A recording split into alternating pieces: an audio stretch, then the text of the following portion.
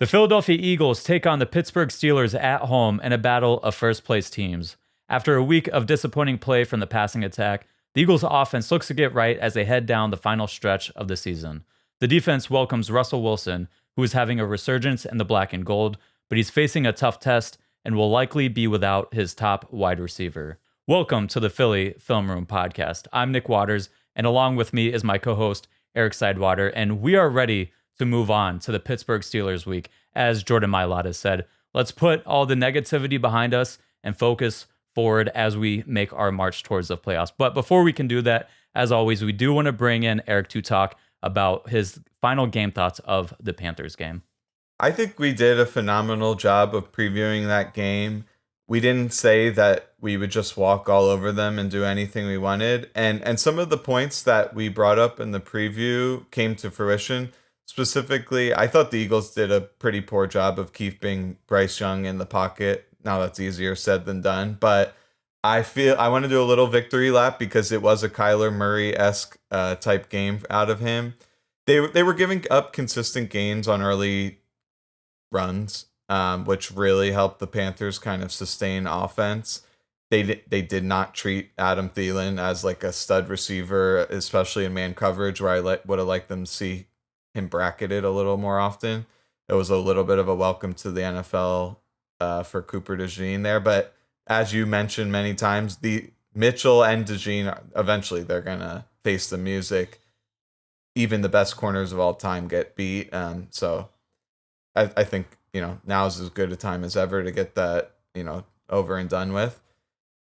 I wanted to see, from the offense, we can only speculate, but my opinion is that they came in saying, hey, if we protect the ball, we'll probably win this game.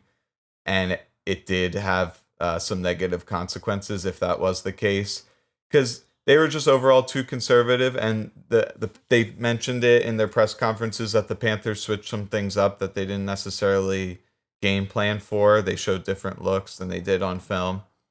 So we got out of there with the win. It's something that you can build on. And I don't necessarily think they brought up all their best plays for this game. But I do want to see more quick game. It's something we'll talk about getting into this matchup for this week. So I'm not overly concerned about it. It was just like the Jaguars game. But then after the Jaguars game, the Eagles went on to beat the Ravens. So it's not like we can't still be elite because we had one haphazard game. So overall, I'm glad we got the win so we can stay in the hunt for that 1 seed and just build on that. Yeah, well, it's time to move on, and hopefully this offense can bounce back and we can silence a lot of the critics and the haters. Now, starting with this game preview, we're going to start with the Pittsburgh Steelers offense. And looking at this offense, it is led by offensive coordinator Arthur Smith, and it's headlined by names like quarterback Russell Wilson, wide receiver George Pickens, and running back Najee Harris. They are currently 10th in points per game, 17th in yards per game, 22nd in yards per play, and 16th in EPA per play. But I will say those numbers are with Justin Fields playing 6 games at quarterback. So when we look at their numbers with Russ in the starting lineup, well, first with Fields, they were averaging 298.3 yards per game. That would have been 28th. If you put Russ in the lineup, they're averaging 372.1 yards per game. That would rank 7th, 1 spot ahead of the Eagles. They would also be averaging 26.4 points per game versus 20.6 points per game, removing defensive and special teams touchdowns. So this offense has been much, much better with Russell Wilson as a starting quarterback. But Eric, what did you see from this team on film? I gotta say this, Russell Wilson is playing phenomenal ball. And people may forget, in the beginning of the season, the Steelers were playing pretty good, and they replaced Fields, and people are saying, why would you uproot a winning team? And now they've reached a whole new level since going to Wilson. But from an offensive scheme perspective, I see from the passing game, it's a lot of deep balls and a lot of checkdowns. I kind of liken it to Steph Curry or how the Warriors play, where they're eschewing the mid-range and then they're shooting a lot of threes, so deep passes a lot down the sideline. And we all know Russell Wilson has phenomenal touch on those deep balls, dropping it into the breadbasket. And then check downs. It's something that he's been criticized for in the past, holding the ball, throwing it away, taking sacks. You can see this year it's different. He'll take a quick glance at his deep ball, and if it's not there, he's so quick to get it down. Specifically, running back over the ball routes where they'll just quick skirt out through the line, turn around, probably 2-3 yards downfield. The backs are so good at catching it and turning it upfield really quickly. It's been highly successful. They've done it against a myriad of teams. Every single time I'm watching the tape, I'm like, why are these teams surrendering this route over and over again? Jalen Warren and Harris catching it and then running for a first down. And then, yeah, as I mentioned, the deep balls.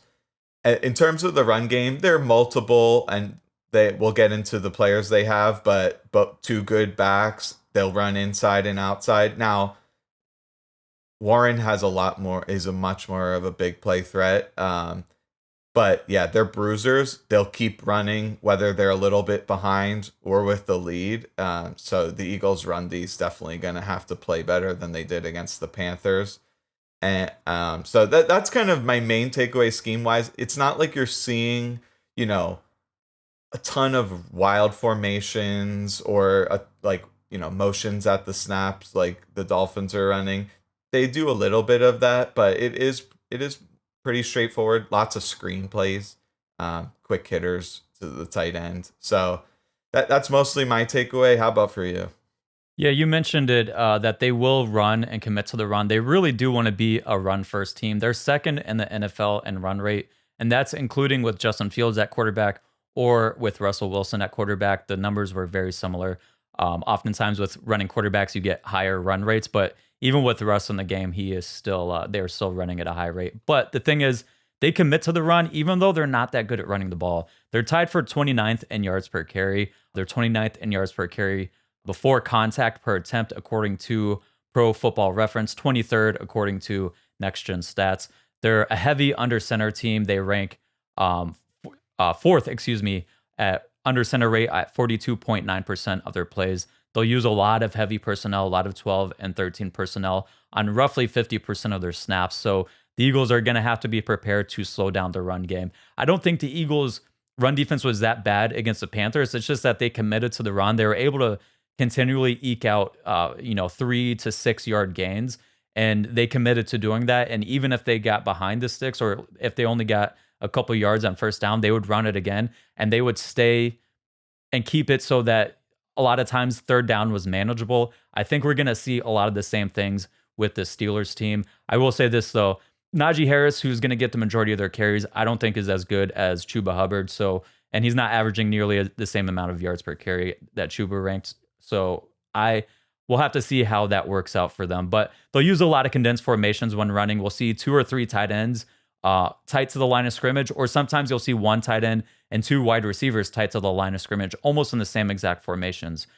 They'll use a lot of zone runs. They're predominantly a zone run team, though they will mix in some duo, some gap scheme runs, some strong side tosses as well. They will use zone read out of shotgun with Russell Wilson.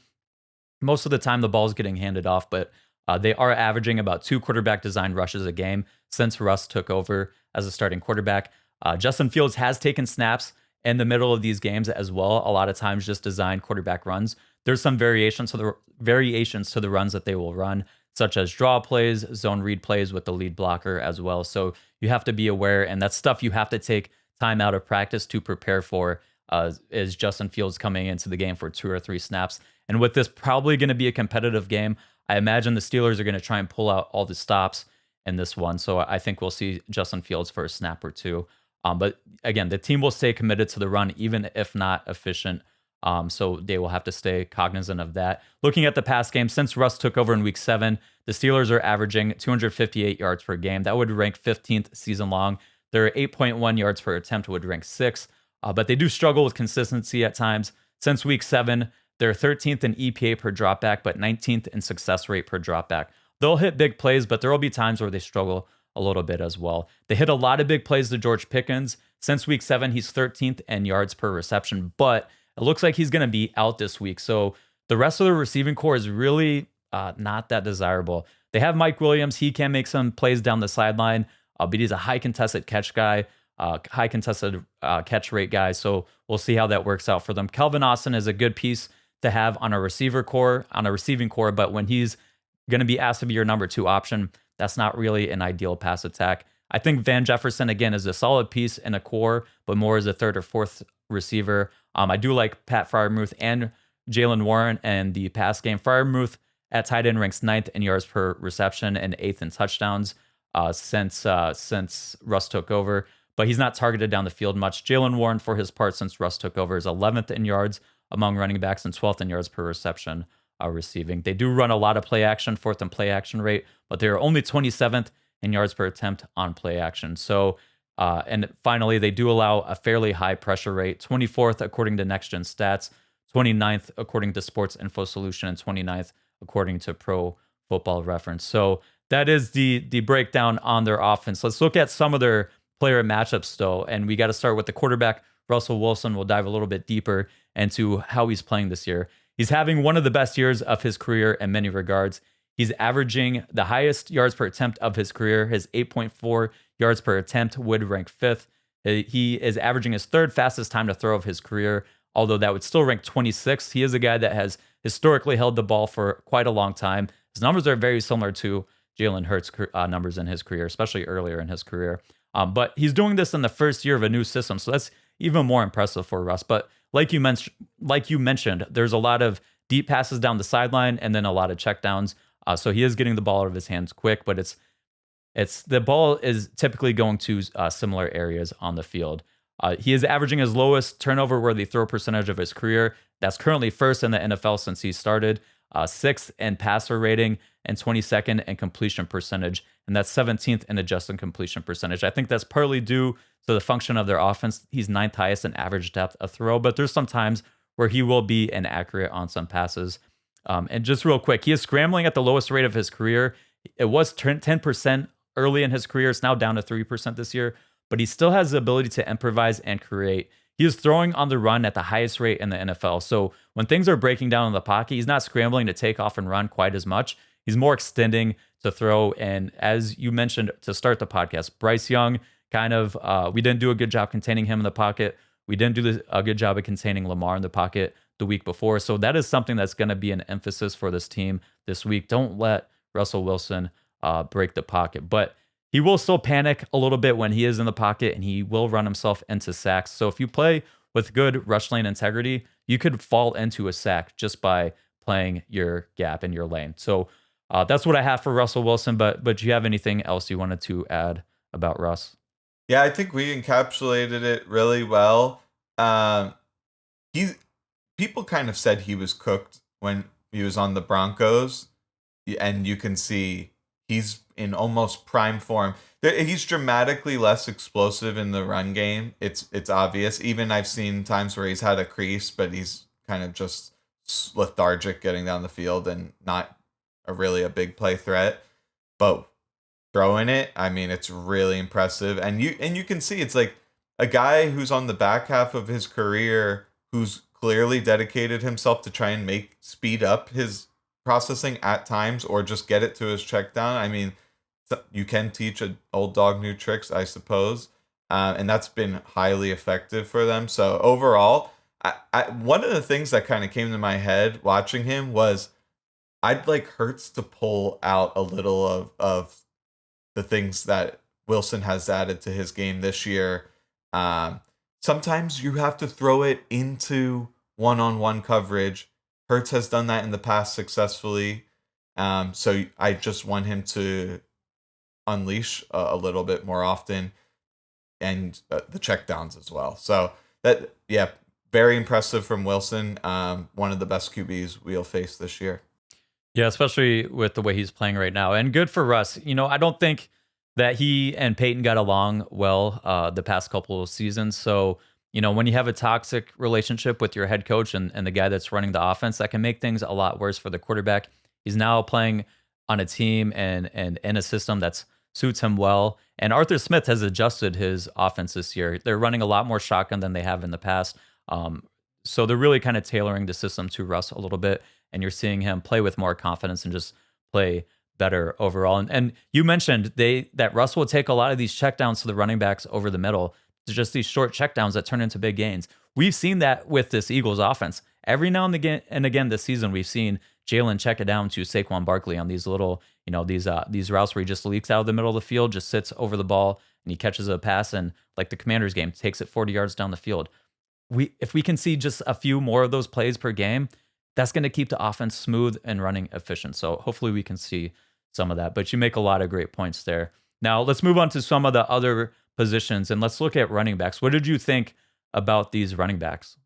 It wouldn't show up in the stats. You talked about their analytics in the run game being near the bottom of the league. But as you mentioned they commit to holding their opponent to 20 points or less. And in those games, even if you're getting 3 and 4 yard runs, it's effective. But more so than that, it is the quick passing game where it can function as a quasi run game at times, because it's really high percentage passes. And those plays, they're more likely to go for more yards. Warren, to me, is much more of a big play threat than Harris. But they'll still throw to Harris. It's almost, to me, uncanny how much Harris reminds me of like LeGarrette Blount or Steven Jackson.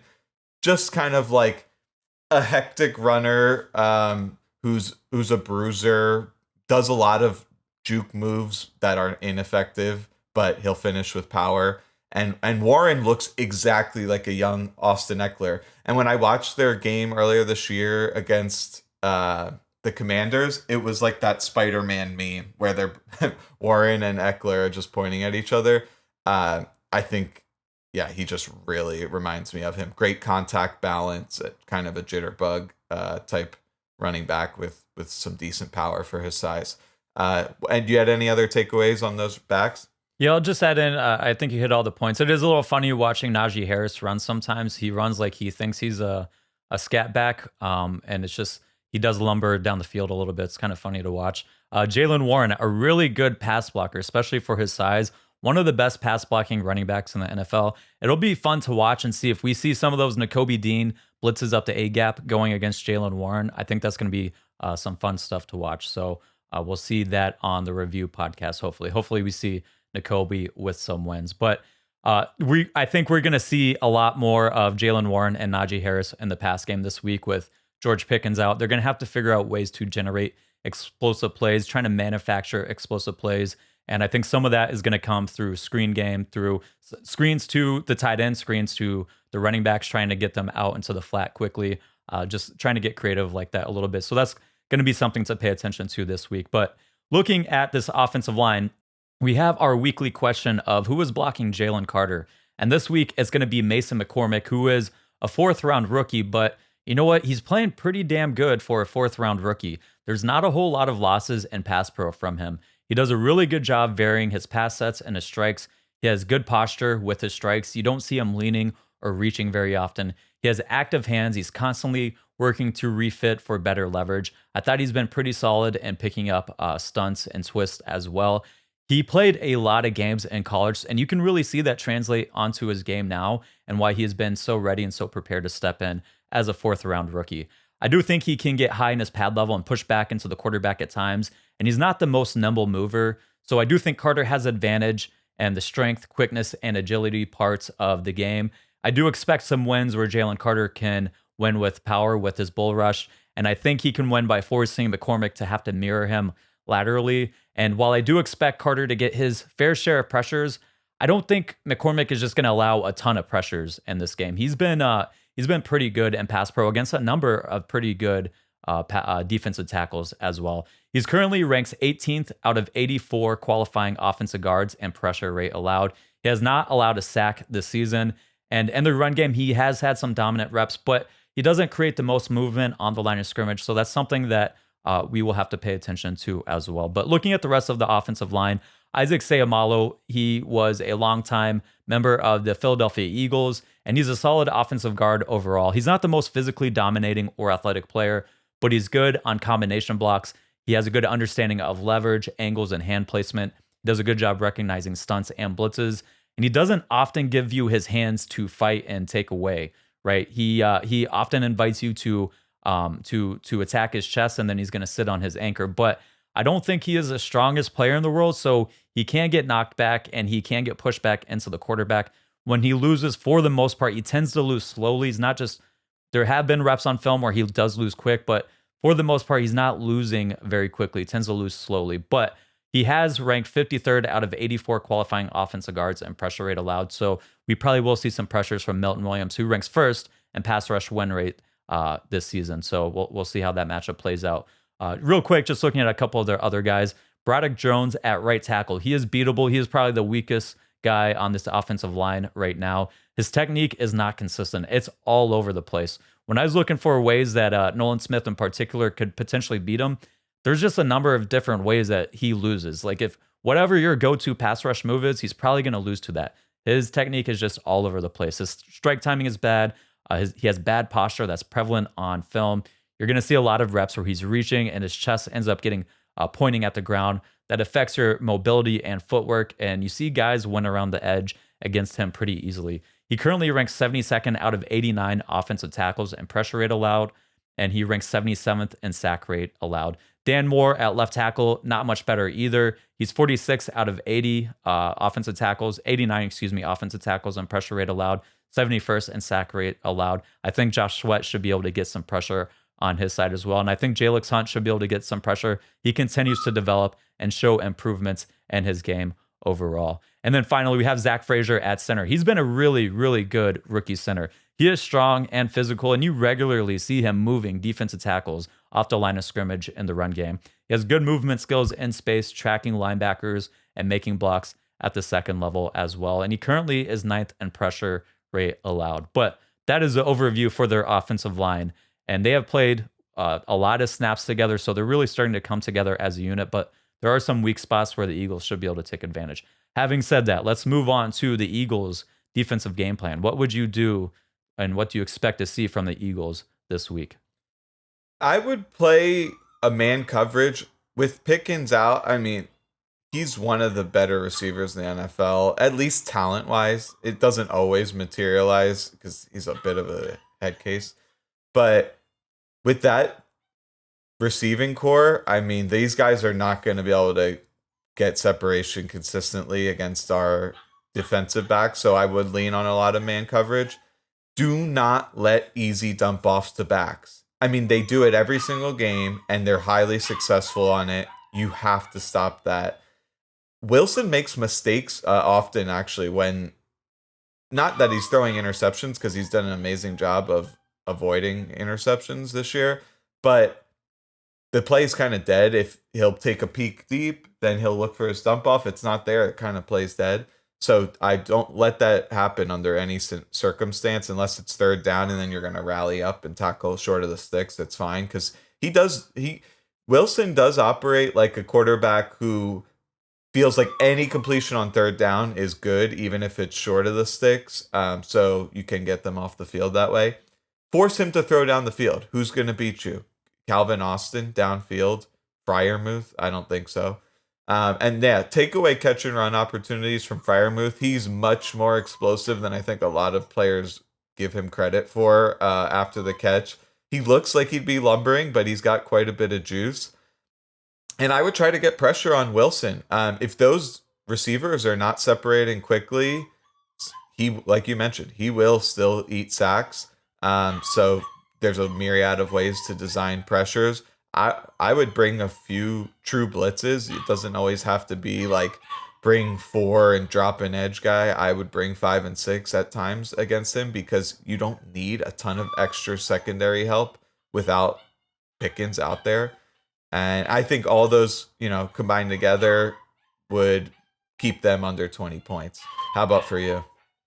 Yeah, so in this game, I do expect to see they're going to run a lot of heavy personnel, so I expect to see more base personnel from the Eagles to match.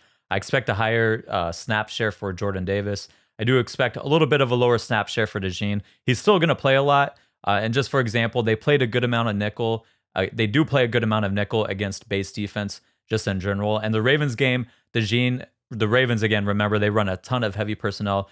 DeJean played 77% of the snaps. Against the Panthers, DeJean played 85.9% of the snaps. So I expect a slight decline in DeJean's snap shares, and we'll see Jordan Davis a little bit more. I expect we'll see a good amount of their 5 and 6 down fronts as well to match against the Steelers' heavy personnel. You mentioned it, though. Take the space and take the air and really challenge these receivers, because this isn't a great receiving core outside of George Pickens. So I'd put a heavier emphasis on cover 1 and cover 3 match on early downs. I still expect them to play a good amount of cover 6 and cover 8 and quarters on third down and longer down and distances.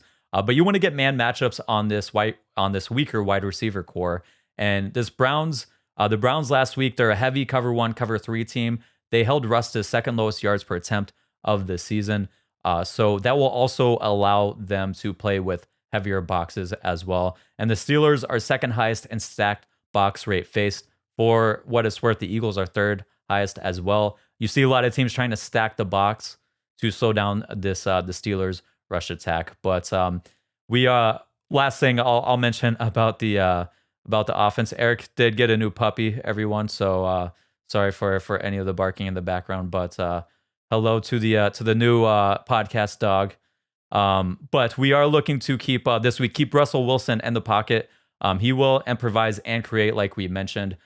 He will generate explosives on deep passes down the sideline, but they're not going to have Pickens. You're going to be throwing those passes up to Calvin Austin, who is undersized. You're going to be throwing it up to Mike Williams. You'll see passes. You'll see sometimes Ben Skowronek is going to get passes down the field. So yes, we'll take those matchups, but Russ will also generate explosives by extending and creating. You really want to make him beat you in the pocket, right? So really, they need to emphasize this week being much better at keeping quarterbacks in the pocket. But we are going to be moving on to the Eagles, to the Steelers defense. And looking at the Steelers defense, it is led by defensive coordinator Terrell Austin. It's headlined by names like TJ Watt, Minka Fitzpatrick, Joey Porter Jr., among others. They got a lot of really good players at all 3 levels of this defense. They're currently 5th in points per game, 7th in yards per game, and 8th in yards per play, and 4th in EPA per play. So I think this is going to be top to bottom the best defense that this Eagles team has faced this season. The Ravens were good in a number of areas, particularly their run defense, but I don't think they match what the Steelers can do on all phases of the defensive game. But what did you see from this defense on film? It's something we talked about before the Falcons game, because they had just came off playing the Steelers, and we were like blown away by how good their defense had looked at that time, and they've continued that impressive play over the course of the season. Definitely in contention for the best defense out there. One distinct difference between the Eagles defense and the Steelers defense is the Steelers defense has generated a ton of turnovers. Just between Watt and Herbig alone, they have 9 forced fumbles, and Dante Jackson alone has 5 interceptions. Now we'll get into him. He's not necessarily an amazing corner, but they've done a great job. They have, I think, the best turnover differential in the entire NFL at like plus 17. It's very notable, and it's something that, ironically, coming out of the Panthers game, maybe you do want to say, all right, we still don't want to turn it over. They run the 5th most cover 1, roughly 30% of their snaps, and the 6th most cover 3. So they are a single high base defense. When they blitz, they pretty much have man coverage behind it all the time. And a quarter of the time when they do blitz, they're bringing 6, which is quite a high rate. They're not like a lot of these teams we've faced in the last several weeks where they'll bring 5, or sim pressures and drop a lineman or something like this. They do run some more true blitz sets. They do also have a pretty creative fire zone package that they'll run. They hit the quarterback, and it's notable. They're extremely physical defense. They hit the quarterback the 2nd most of any team, despite not registering a million pressures. But they'll make you feel them. They have a lot of bruisers on that defense. And I tend to notice that they play a lot of press man coverage, and it's led to quite a bit of penalties. But on longer downs, they will drop everyone and say, okay, we're letting you throw short. They'll let you have the completion, and then they're rallying to tackle. So I don't think they're pulling a lot of punches. They do disguise some, but they really rely on that talent and just being fundamentally sound. And so, yeah, it's a very good defense, and that's something they've had for like decades now. So, what were your takeaways?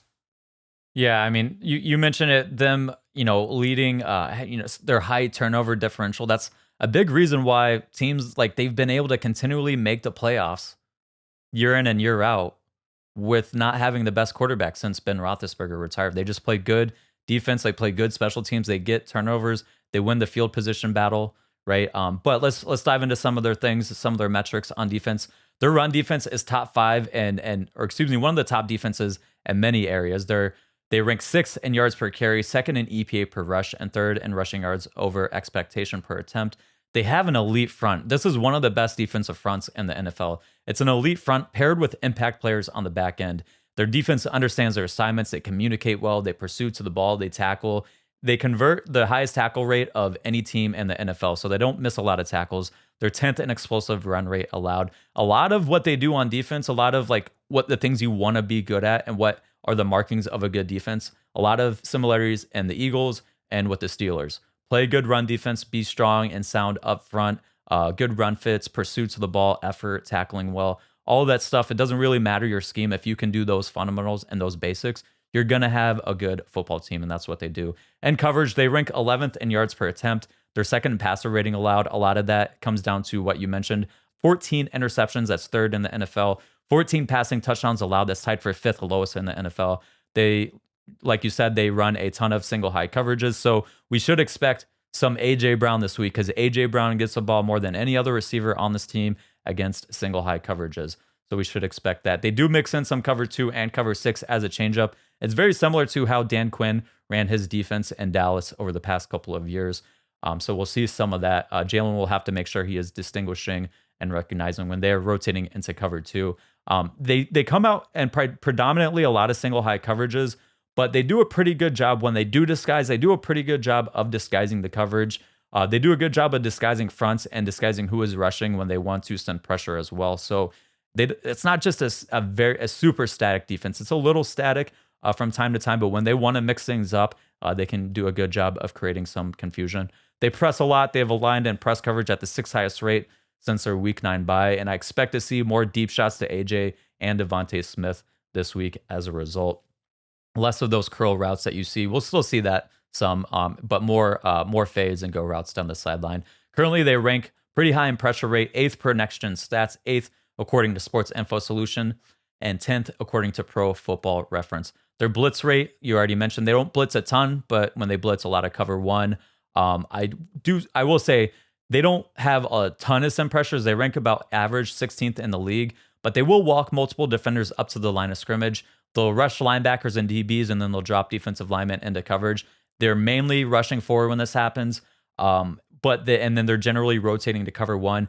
Jalen has struggled with that at times when you think back to the Cowboys game when Mike Zimmer was walking a lot of guys up to the line of scrimmage. Not only did it confuse Jalen, he would drop his eyes a lot. The pass protection didn't do a good job of holding up and picking the guys up. So hopefully that was a good learning point and a lesson. We can carry that over and see improvements this week. But they're generally going to rotate to cover 1 or cover 3. So I would try and get the ball to the perimeter on those plays. See some go routes on the sideline, or if they're playing off, can we get some deep outs, some slants, potentially some curl routes in those situations. They also do a really good job of keeping quarterbacks in the pocket. They have the lowest scramble rates, scramble attempts allowed per game, and just overall, lowest yards per attempt on scrambles as well. They did a great job of keeping Lamar Jackson and Jaden Daniels in the pocket. I think they're probably going to do the same thing against the Eagles this week as well. It's probably going to look a little bit similar to, and this might be scary to hear, the 49ers game last year when they talked about, hey, we don't want to let Jalen Hurts escape the pocket, especially to the outside. We're probably going to see a situation where they're really trying to keep Jalen in the pocket, and he's going to have to beat them with his arm. But they will match heavy personnel with base, and they do run a high amount of dime coverage on later downs and on obvious passing downs. But looking at some of these defensive player matchups, TJ Watt on the front is the guy that everyone knows about. He's one of the best pass rushers in the NFL. He's an extremely good technician. He wins in many ways. He has a good get off. He varies his angles of attack when attacking offensive tackles. He wins with cross chops, swipes, and clubs, but he also has a great array of long arm pass rush moves as well. He does an excellent job to bend and rip through at the top of his rush. And he's going to be aligned primarily against Lane Johnson. He isn't having his best season ever. His pressure rate currently ranks 75th out of 115 pass rushers, although his pass rush win rate is 35th. But teams are giving him a lot of attention. They're going to use formations. They have used formations to make him run through traffic. They'll chip him with tight ends. They'll chip him inside with tight ends. They'll chip him from the outside with tight ends. They'll chip him with running backs out of the backfield. Sometimes they use a tight end and a running back to chip him on the same play. And then teams will run play action away from him and then double him with two tight ends. They'll run full flow play action at him and then roll out the other way. So they do a lot of things to try and take away TJ Watt, and that's a big reason of why we are seeing his pressure rates lower this season. But the Eagles leave their offensive tackles on an island at the second highest rate in the NFL. So this is going to we're going to see a lot of one-on-one matchups with Lane Johnson. Last time these two guys have faced off was in 2020. TJ Watt had some wins early in that game, but Lane got stronger as the game went on. And finally, with TJ, he's also a really, really good run defender. He's 8th in tackles by an edge rusher. He's 28th in run stop rate, 2nd in forced fumbles, 13th lowest average tackle depth, and he has the highest run defense grade according to PFF of any edge defender. So he is a guy, he really is the engine that makes everything go on their defensive front. But Eric, what did you think about TJ Watt and the year that he's having? Yeah, he's probably the defensive player of the year, for all the reasons you mentioned. And this isn't even necessarily his best statistical year, but we're lucky that we have one of the best right tackles of all time. I'm just ignorant to this, but they really never move him around. Is that accurate? Yeah, they don't. You'll see him rush over guards every now and again. Every now and again, he'll rush against left tackles, but it's almost predominantly on one side of the field. Yeah, and as you mentioned earlier, they have a lot of other good defensive players on that line, so it gives him the ability to not always face chips or double teams, and that's when he can really wreck the game. And one of the things is, out of the elite pass rushers, not many of them are that stout against the run because they're looking to get up the field so quickly, sack the quarterback. So that's really a testament to how good he is, that he can make an impact in both the run and pass game. Just an overall physically dominant player who's smart. Nothing bad to say about him at all. Yeah, and probably the reason they don't move him around more, like you see with Micah Parsons in Dallas, is because they have good pass rushers on the other side. When we look at his running mate, Alex Highsmith, he's currently ranked 7th out of 115 qualifying edge rushers in pressure rate. He's 4th in pass rush win rate. He has great burst off the edge. He's also a great technician as well. He has a variety of pass rush moves that he will use to win. He really loves flashing a long arm stab to set up a ghost technique, but he'll win with bull rushes. He'll win with a really good spin move, but he has a great get off and great bend around the corner at the top of his rush. He's a really good pass rusher as well. So that's a big reason why you don't see TJ Watt moving around more, is my guess. But he's going to be faced up against Jordan Mailata, and Alex Highsmith got a lot of pressures racked up against bad offensive tackles. Namely, against the Giants, he got 11 pressures against their offensive tackle. And then he got a lot of pressures against Cleveland, who has a really bad backup offensive tackle as well. He got some pressures against the Commanders' rookie left tackle. So when he had to face some of the better offensive tackles in the league, he didn't fare nearly as well. He's still going to get some wins against Jordan Mailata. He's a really good player, but you're not going to see him rack up 11 pressures in this game like he did against the Giants. And then when you look at the rotational edge rusher, Nick Herbig, he ranks currently 39th out of 115 pass rushers in pressure rate, but he's 9th in pass rush win rate. And these are PFF's stats, but he has a similar style as Highsmith, but he might be even more explosive of a player. He's a rotational edge rusher, so he will rush against both Jordan Mailata and Lane Johnson. Whoever he's spelling for, he's going to rotate on both sides. He's a versatile player that will drop into coverage on the edge as well. He has they will drop all their edge rushers into coverage, but he has the highest coverage rate of the two other pass rushers that we've talked about. So looking at all three of these guys, though, all three edge rushers rank in the top 10 in PFF's pass rush grade among edge players. Herbig is second, Highsmith is sixth, and Watt is seventh. But when we look at the rest of their front on the interior, Cameron Heyward is a menace as well. He currently ranks second out of 120 qualifying interior defensive linemen in pressure rate, fourth in pass rush win rate. He's been a very good player for a really long time. It's amazing he still continues to produce at this level. But you know what? That's probably that old man, that grown man strength that takes a little bit longer to lose than some of those quicker players. He's an extremely strong player, and he wins with power. He plays with great leverage. He maximizes his length with long arm bull rush moves, and he will win with quickness if you overset, but he's mainly going to try and beat you with power. If you can't stop his power, he will run you over. But that he's going to be matched up a lot against Landon Dickerson, so we'll see how that matchup plays out. Landon's a big dude, big, strong country boy. He is a guy that I think can match up well with Heyward's power, but you'll probably see a couple wins for Heyward regardless. What I am more worried about is Heyward matched up against Cam Jurgens, especially when it comes to the strength department. So we'll see how that goes. But he's also a top run defender in the NFL as well. He is extremely stout, but he also has good range pursuing down the line. He's currently second in run tackles among the interior defensive linemen. He's second highest in run stop rate. And according to Next Gen Stats, the Steelers with Heyward on the field are averaging 3.4 yards per carry allowed. With Heyward off the field, they're averaging 6.1 yards per carry allowed. And he also leads the NFL in batted passes with 7. Keeanu Benton is actually second in the NFL in batted passes. They're other defensive tackles. So you see it all over the film. When they don't win in their pass rush, they get their hands up and they make sure to get into passing windows. But did you have anything to mention about Heyward before we move on to? There's one more guy I wanted to talk about on the defensive line, but I wanted to give you a chance to speak. Yeah, he recently got a new contract, and I think a lot of people criticized it. You're going to give a 30-something-year-old DT.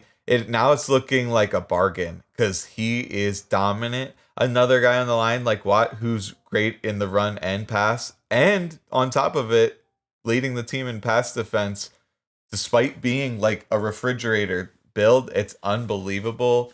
One of the most underrated players probably in the entire NFL. So yeah, he's amazing. And let's look at their one of their other defensive tackles, Keeanu Benton, and he is one of the better young interior defensive linemen in the NFL.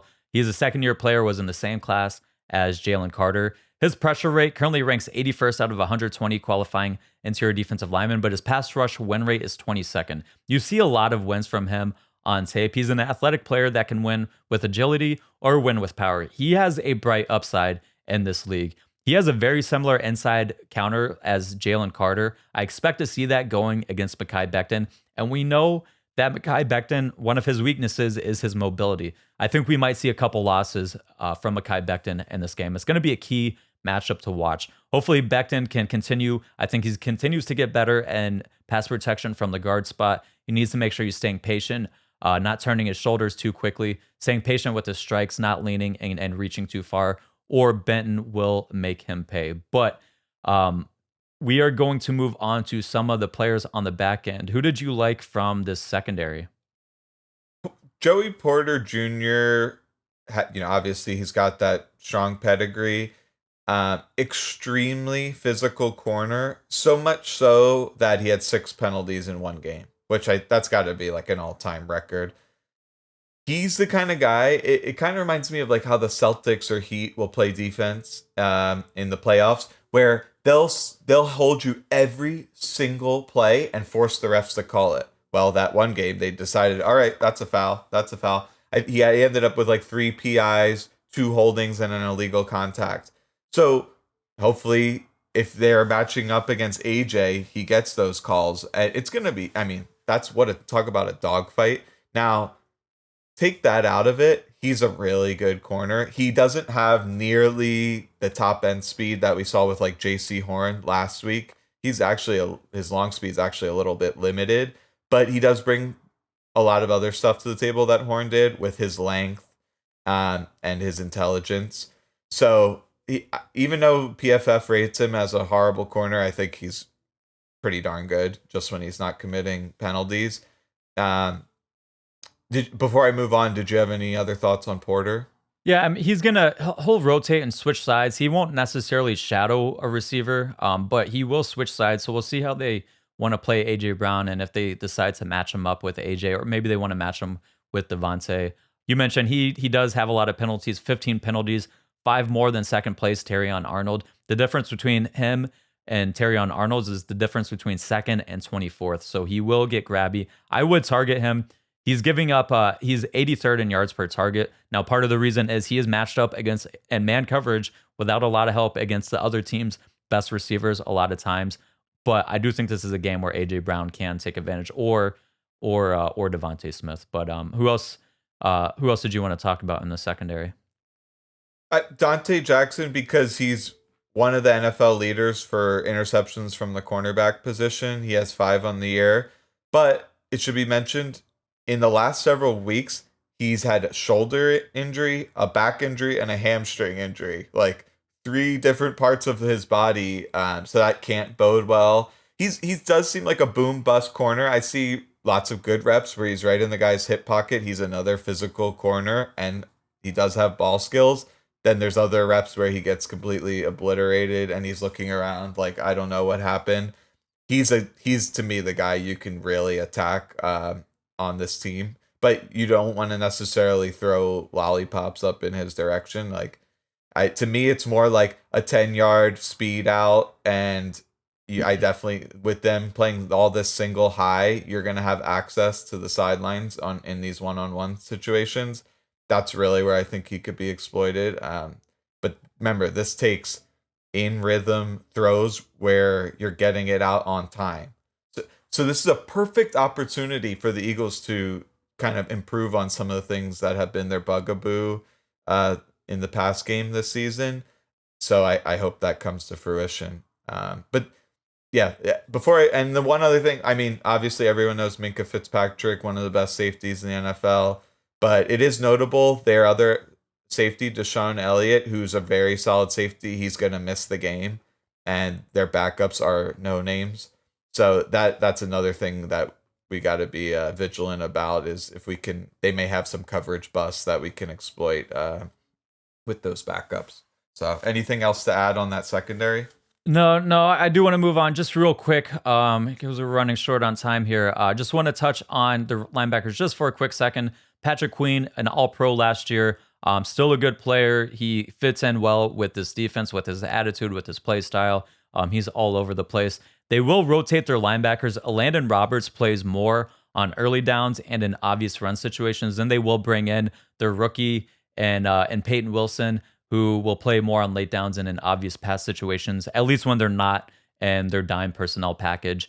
Landon Roberts, in particular, in the run game, he is a physical player. He will absolutely run through the face of an offensive lineman and then still make a big hit on the running back and the same play. He sheds block swells. He is a tone setter on their defense for sure. But before we get to the Eagles' offensive game plan, did you want to add anything else to the linebackers, or are you ready to move on?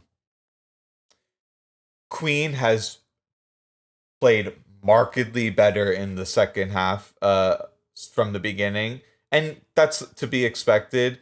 A lot of people said as soon as he goes away from Roquan, maybe his play falls off a cliff, and in the first several weeks it looked like that, but he's really put it together. Now he's playing good ball, and he's a highly athletic linebacker who can make plays out there. So yeah, they have some guys who can move. So that'll be interesting. Like, I would like to see when Saquon is in the open field against some of those linebackers, what ends up happening. But yeah, pretty solid unit. And it helps when you got a front as good as their front. So that's really the most important thing to playing linebacker. Do you got a front that can protect you and allow you to play clean? And can you fit and work off of those guys in front of you? But looking at this Eagles offensive game plan, what do you expect and what would you do to take advantage of the Steelers defense? I don't know what to expect.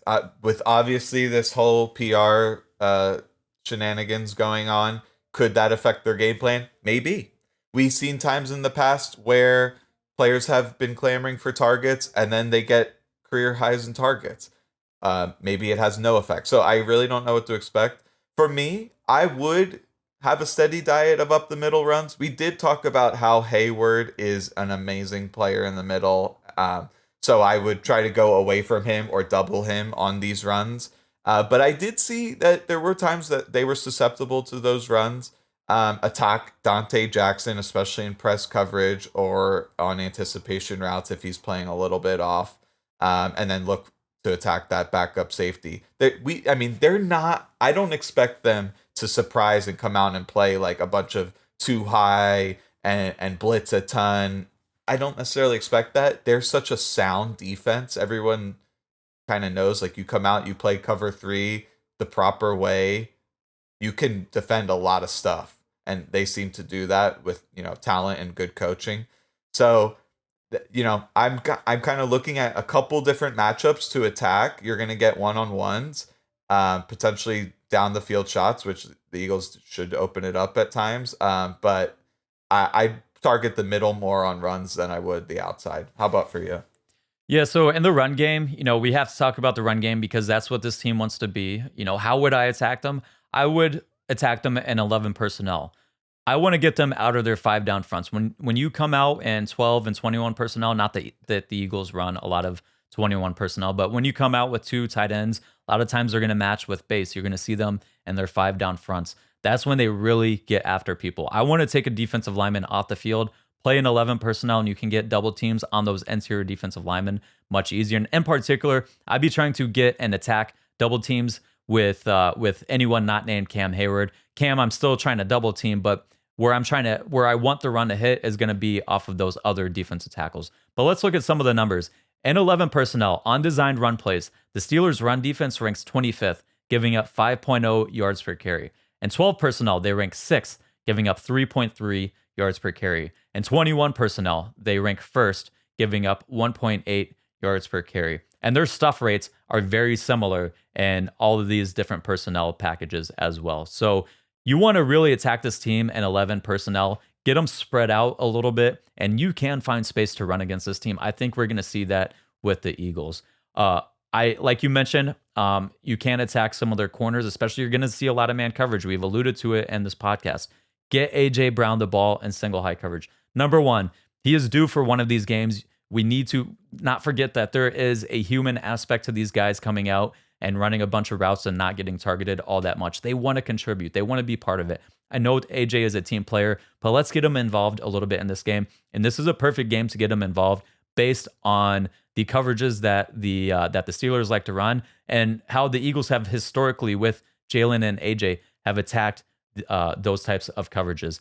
The Eagles, they tear up man coverage, and it really helps having a guy like AJ Brown who leads the NFL in yards per route run against man coverage. I think he's leading it by a full yard per route run, which is a crazy difference right there. But overall, he's 4th in yards per route run against any coverage, 8th in yards per reception, but he will have one-on-one opportunities. Get AJ Brown the ball. And then finally, I will say, let's have some split field route concepts on some plays as well. What I mean by that, and we've talked about it in previous podcasts, on one side of the field, you're going to have single high man beaters, route beaters, and then you're going to have route combinations on the other side to beat cover 2. So because there'll be times where they look like they're running cover 1, and then they're going to rotate into cover 2. You want to be prepared for that. But there will be plenty of times when you can tell it's going to be clearly either cover 1 or it's going to be cover 3, and you can go and you can get into your plays to beat those concepts. One final thing I do want to mention before we get into score predictions and wrap this thing up is special teams. Special teams could really play a big factor in this game.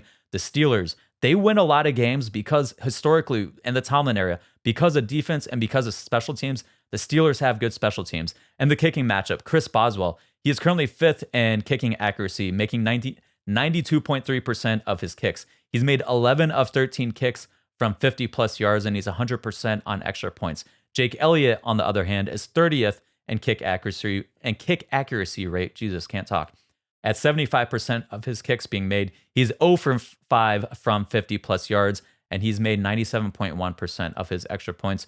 He's only missed 1 extra point this year. But punt coverage, they're 2nd in return yards allowed per punt return. They have several blocked punts and kicks this year, and they have a punt return for a touchdown. So special teams could play a big factor in either field position or directly outright leading to points. So that's something that you have to pay attention to. But having said that, Eric, let's bring this home. What do you got for a score prediction? I have Steelers 17, Eagles 20 in a nail biter. I think Pickens being out is a huge loss, and I think Fangio is really gonna hone in on the Steelers offense, keep them to less than 20 points, as I mentioned. And I think the Eagles, they're gonna be a little bit like trying to prove themselves. That might lead to a few big plays. It might lead to a few mistakes. That's a give and take that's gonna happen when you kind of open up the offense.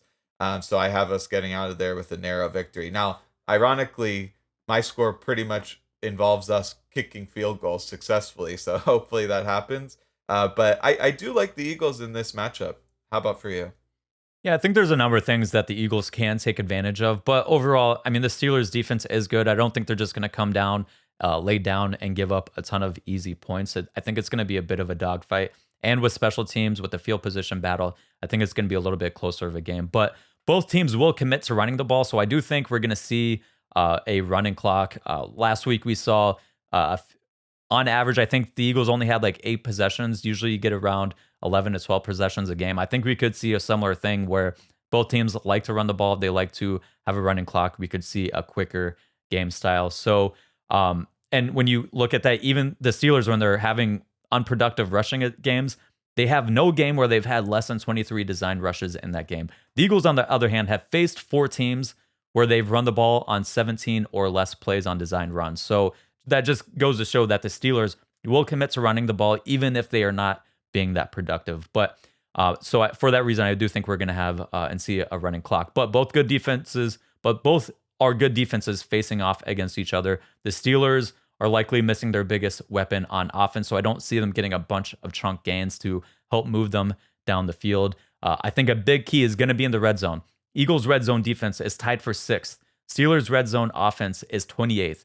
Eagles' red zone offense is 9th. Steelers' red zone defense is 13th. So the Steelers do have a pretty good red zone defense, but the red zone offense, they just don't score a lot of points when they get into the red area. For that reason, I have the Eagles winning 21 to the Steelers 16 points. So I would say I do think this score can go a little bit higher if you see a couple turnovers or special teams plays that give the Steelers or potentially the Eagles a short field. And I think that could allow for a bit of a higher scoring game. But I think this is going to be a game where it's going to be a little bit lower scoring. It's going to be a dogfight, and it's going to come down to a few key plays here or there. Unfortunately, I don't think this is the week where we just see a huge turnaround in the passing attack. It might be another rough week the next week for this on social media and for this Eagles offense. But having said that, that will be it for today's podcast. We will be back next week with our review podcast. But as always, remember to like, subscribe, and spread the word. And until next time, go Birds.